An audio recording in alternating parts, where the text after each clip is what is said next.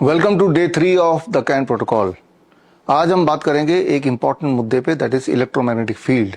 अगर आप रास्ते में जाते हैं, खासतौर पे एयरपोर्ट में जाते हैं, कोई भी बस स्टैंड पे जाते हैं, तो छोटे बच्चे अगर आप देखेंगे तो उनके हाथ पे एक मोबाइल होगा। बहुत छोटे बच्चे, उनके भी हाथ में मोबाइल होगा, जो मोबाइल को ठीक से पकड़ भी नहीं सकते, और उनकी आंखें पूरी तरह से मोबाइल से कनेक्टेड होंगी और पूरे दीन दुनिया से अलग। इवन अपने उनको पेरेंट्स की जरूरत नहीं है, भूख भी नहीं लगती, प्यास भी नहीं लगती, घंटों वो मोबाइल के साथ लगे रह सकते हैं, घंटों। ये सारी बातें हमारे टाइम पे नहीं थी, मेरे टाइम पे, आपके टाइम पे नहीं थी। आज से कुछ साल पहले तक ये सब नहीं था। This is called electromagnetic field, man made electromagnetic field, जिसका असर बॉडी पे पड़ रहा है। इलेक्ट्रोमैग्नेटिक फील्ड, हमारा बॉडी भी एक इलेक्ट्रोमैग्नेटिक फील्ड है, या कोई भी प्राणी इलेक्ट्रोमैग्नेटिक फील्ड होता है, और अर्थ इटसेल्फ इज इलेक्ट्रोमैग्नेटिक फील्ड, लेकिन वो नेचुरल इलेक्ट्रोमैग्नेटिक फील्ड है। और मोबाइल का रेडिएशन जो है, this is called man made electromagnetic field, और इसका पूरा असर होता है ब्रेन के ऊपर, और खास तौर पे न्यूरो डेवलपमेंटल डिसऑर्डर में एक मुख्य कारण इलेक्ट्रोमैग्नेटिक फील्ड, इस तरह के इलेक्ट्रोमैग्नेटिक फील्ड है। आप में से कई लोग ऐसे मानेंगे, जैसा पेरेंट्स ने बताया, कि जब कोविड का जो खेल शुरू हुआ और सारे बच्चे घर पे बंद हो गए, ऑनलाइन क्लास शुरू हो गई, बच्चों के हाथ में मोबाइल चले गए, लैपटॉप चले गए, पूरे दिन वो स्क्रीन पे रहते थे या रहते हैं अब भी, तो वो उस दौरान हाइपर एक्टिविटी बढ़ गई, उस दौरान अटेंशन डेफिसिट ज्यादा हो गया, उस दौरान आई कांटेक्ट बच्चों का लॉस्ट होने लगा, और जो ऑटिज्म और एडीएचडी के जो क्लासिक सिम्टम जिनके थे और एग्रेवेट होंगे, जिनके नहीं थे उनके होने लगे, सीजर के एपिसोड्स और बढ़ गए।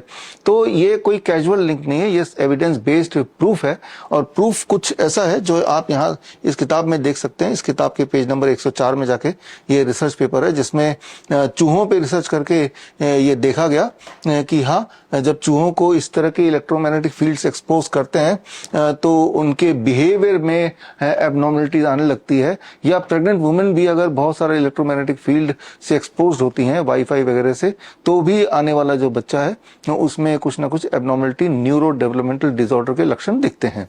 और ऐसे कई सारे और भी रिसर्च पेपर हैं जो आप क्योर ऑटिज्म नाउ वाली बुक में जाके पेज नंबर 106 में जाके आप डिटेल में तो देख ही सकते हैं, पढ़ सकते हैं, अंडरस्टैंड कर सकते हैं।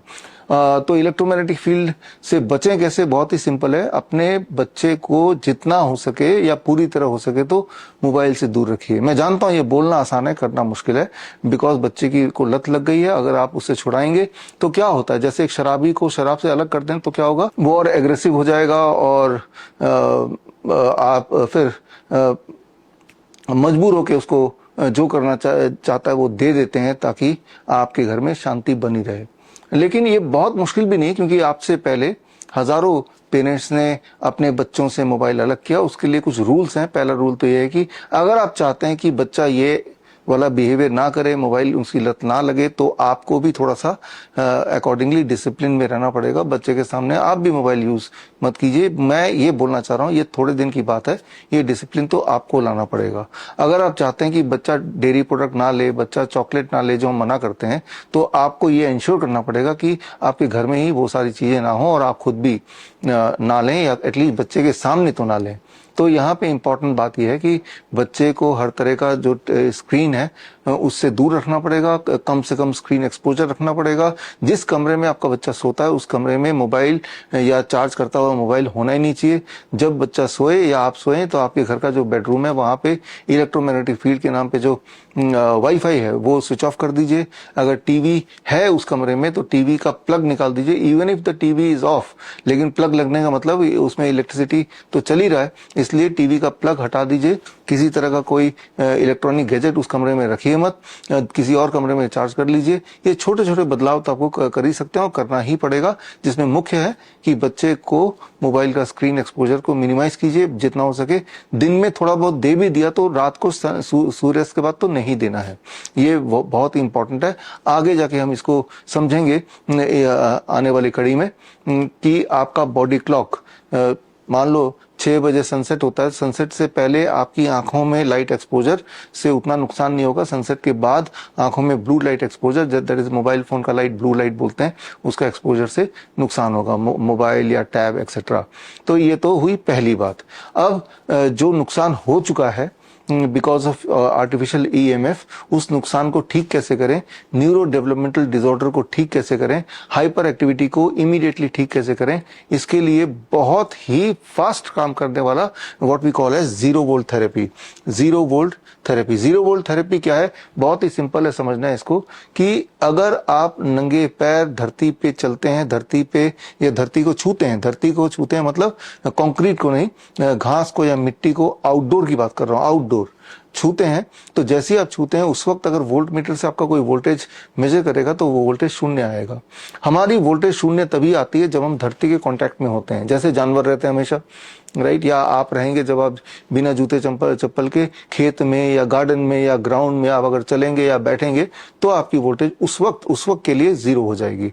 जीरो वोल्टेज होते ही आपके जो इन्फ्लेमेशन है थ्रू आउट द बॉडी, इस कॉन्टेक्स्ट में जो गट में इन्फ्लेमेशन है या जो ब्रेन में जो इन्फ्लेमेशन है वो बड़ी तेजी से ठीक होने लगते हैं। इसका नतीजा क्या होगा? इसका नतीजा ये होगा कि आपके बच्चे में जो हाइपर एक्टिविटी है वो बड़ी तेजी से वो ठीक होने लगेगी। कुछ एक दिन में, एक हफ्ते के अंदर for most of the people आपको एक विजिबल चेंज आएगा, दिखाई देगा, विजिबल चेंज दिखाई देगा। तो करना क्या होगा? देखिए, ये साथ में ये रिसर्च पेपर में मैं दिखा रहा हूँ, ये जो मैं बता रहा हूँ ये कोई मेरा आविष्कार नहीं है, ये पहले से ही प्रूवन है, मैं सिर्फ आप तक पहुंचा रहा हूँ। तो ये सारे एविडेंसेस हैं कि बॉडी को जीरो वोल्ट पे कर दें, यानी कि बॉडी बेयर फुट आपको धरती पे चलना है या खेलना है। तो करना क्या होगा कि आपके बच्चे को हर सुबह की धूप का एक खास इंपॉर्टेंस है, इसलिए मैं सुबह बोल रहा हूं, अदरवाइज सुबह नहीं हो सकता तो जब भी हो सकता है तब नंगे पैर गार्डन में, घास में या मिट्टी में या प्लेग्राउंड में या पार्क में बच्चे को छोड़ देना है। आप खुद भी जा सकते हैं साथ में। लेट द चाइल्ड प्ले, कम से कम 45 मिनट्स टू 1 आवर बोल सकते हैं इसको। तो जब बच्चा पर डे धरती के कांटेक्ट में करीब 1 घंटा रहेगा तो 1 हफ्ते के अंदर आपको क्लियर कट विजिबल डिफरेंस दिखेगा।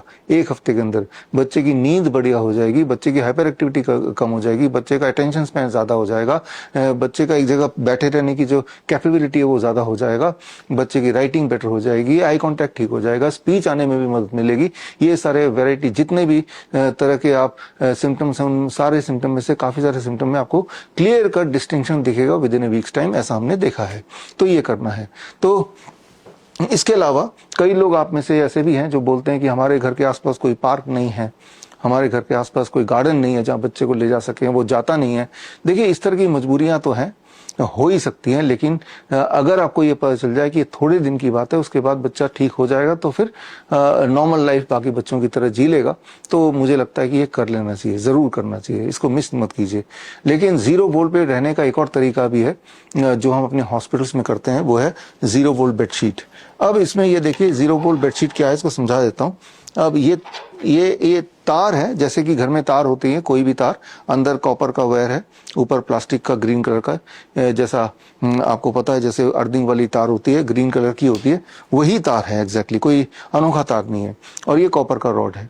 अब मेरी बात को ध्यान से समझिए, ये कॉपर का रॉड लेके अगर मैं जमीन पे कहीं गाड़ दूं मैं जमीन पे, और उसके दूसरे हिस्से में तार का जो दूसरा छोर है, ये दूसरा छोर है, इस छोर को मैं अगर पकड़ लूं तो मैं धरती से कनेक्टेड तो नहीं हूं, लेकिन इस कॉपर के तार के माध्यम से मैं इनडायरेक्टली धरती के कांटेक्ट में हूं। तो ऐसा करते हुए भी मेरा बॉडी का वोल्टेज शून्य हो जाएगा। इसे अर्थिंग बोलते हैं, इसे ग्राउंडिंग बोलते हैं। तो या तो धरती पे डायरेक्ट हम चलेंगे तब हमारा वोल्टेज शून्य होगा, या धरती पे मैंने एक तार को गाड़ दिया और उसका दूसरा छोर मैंने पकड़ लिया, चाहे फिर मैं जूते पहना हूं, चाहे मैं बिल्डिंग के अंदर हूं, तब भी मैं जीरो वोल्ट पे आ जाऊंगा। तो करना क्या होगा, हमारे पेशेंट, हमारे बच्चे क्या करते हैं कि इस तरह का एक बेडशीट आप बना लीजिए। ये बेडशीट वैसे आप हमारे वेबसाइट से भी खरीद सकते हैं, लेकिन हमारे ज्यादातर पेरेंट्स खुद भी बना लेते हैं। ऐसा एक नॉर्मल बेडशीट खरीद लीजिए। आपके घर में जो बेडशीट, मैं उसी की बात कर रहा हूं, वो ले लीजिए, और दुकान से कॉपर की तार, जो बाल जितनी महीन तार आप ले लीजिए, उस तार को आप पिरो दीजिए बेडशीट में चारों तरफ, और उस तार के एक छोर को, जो एक एंड है, उस एंड को जैसे इसमें किया है, एक एंड को, सारे छोर को एक जगह जोड़ के मिला दिया, और इसके एक एंड को इस कॉपर के तार के साथ मैंने इसको अटैच कर दिया। अब ये वाला जो चद्दर है जो मेरे दाएं हाथ में है, इसको मैंने बिस्तर पे बिछा दिया और ये जो रॉड देख रहे हैं इसको मैंने खिड़की से बाहर जहां भी धरती है वहां गाड़ दिया। अब इस बिछे हुए बिस्तर में जब बच्चा सोएगा या आप सोएंगे फॉर दैट मैटर, और जब स्किन बच्चे का, हाथ का, पैर का इस कपड़े में टच होगा तो जाहिर सी बात है जो तार आप देख रहे हैं, अगर क्लोजली आप देख रहे हैं, ये तार है जो आप देख रहे हैं ना, लाइनें, ये तार से उसका बॉडी कनेक्ट होगा और उसकी वोल्टेज शून्य हो जाएगी और रात भर इस पे सोएगा तो यानी कि 8 घंटे, 9 घंटे, 10 घंटे बच्चा 0 वोल्ट पे सो रहा है, 0 वोल्ट पे। तो 0 वोल्ट पे याद रखिए, एट 0 वोल्ट हमारी इम्यूनिटी पीक पे होती है, एट 0 वोल्ट हमारी इन्फ्लेमेशन कम होने लगते हैं, एट 0 वोल्ट हमारे बॉडी के इन्फेक्शंस ठीक होने लगते हैं, एट 0 वोल्ट हमारे बॉडी में कोई इंजरी है तो वो जल्दी हील होने लगता है। तो 0 वोल्ट पे रहने से इंसान की बीमारियां बड़ी तेजी से जाती है, खास तौर पे न्यूरो डेवलपमेंटल डिसऑर्डर बड़ी तेजी से ठीक हो जाता है। इसके और डिटेल में अगर आप जानना चाहते हैं तो एक किताब मैं सजेस्ट करूंगा, मेरी किताब है ये। इस किताब में भी, जो किताब आपके पास है, ऑटिज्म से आजादी, इस किताब में भी इसके एविडेंसेस दिए हुए हैं 107 नंबर पेजेस पे। लेकिन और भी डिटेल में जाना है तो ये मेरी ये किताब पढ़ सकते हैं, Cure@0 Volt। ये किताब फ्री में डाउनलोड कर सकते हैं मेरे वेबसाइट से bishrup.com/ebooks। मैं ये नहीं बोल रहा हूँ कि आप ये किताब पढ़िए, मैं ये बोल रहा हूँ कि अगर आपकी जिज्ञासा ज्यादा है, आप इसके एविडेंस को समझना चाहते हैं अपनी नॉलेज के लिए, तब ये पढ़िए। अदरवाइज जितना मैंने बताया उतना ही करना है। तो आज का जो कंक्लूजन है कि आपको रोज अपने बच्चे को हो सके तो सुबह उठते ही, जब भी बच्चा उठता है 5 बजे 6 बजे ले जाइए पार्क में, रूटीन बना लीजिए, 1 घंटा 45 मिनट से 1 घंटा बच्चे को बिना जूते के नंगे पैर खेलने दीजिए। खेले, खड़े रहे, बैठे रहे, जो मर्जी करे, बट नंगे पैर, धरती पे या घास पे या मिट्टी पे, कंक्रीट पे नहीं। तो आपके रूटीन में जोड़ लीजिए और ये तब करें जब सूरज हो, सुबह करें। सुबह की सूरज ज्यादा अच्छी होती है। किसी कारणवश अगर आप बोलते हैं कि सुबह ऐसा मौका नहीं मिलता तो सूर्यास्त होने से पहले कभी भी कर लें, क्योंकि अल्टीमेटली 0 वोल्ट यानी कि ग्राउंडिंग की जरूरत तो है ही है आपके बच्चे को। साथ में सनलाइट का एक्सपोजर बॉडी में पड़े, वो भी एक इंपॉर्टेंट रोल प्ले करेगा, बहुत इंपॉर्टेंट रोल प्ले करेगा बच्चे के सिम्टम को ठीक करने में, न्यूरो डेवलपमेंटल डिसऑर्डर को क्योर करने में, पूरी तरह से इससे मुक्ति पाने में। तो ये है आज का लेसन। फिर मिलते हैं कल सुबह 10 बजे।